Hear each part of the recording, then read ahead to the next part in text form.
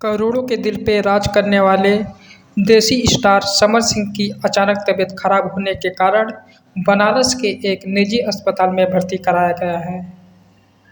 सूत्रों के मुताबिक उनको पेट में पथरी बताई गई। डॉक्टरों की टीम द्वारा सफल इलाज कर दिया गया है, जिसके कारण उन्हें जान का कोई खतरा नहीं है। जल्द ही उन्हें डिस्चार्ज कर दिया जाएगा।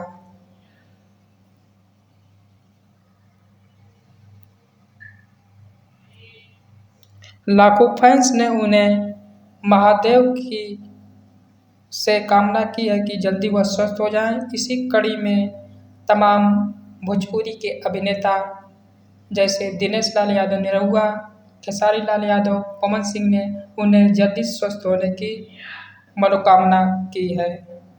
आइए आपको हम ट्विटर पे दिखाते हैं दिनेश लाल यादव ने क्या ट्वीट किया है। बहुत ही अच्छे गायक समर सिंह जी की तबीयत अचानक खराब होने के कारण आज हॉस्पिटल में भर्ती कराया गया है। महादेव की कृपा से जल्द ही उन्हें स्वस्थ करने की कृपा करें। गेट वेल सुन समर भाई। यह न्यूज़ आपको कैसा लगा कमेंट करके जरूर बताइएगा।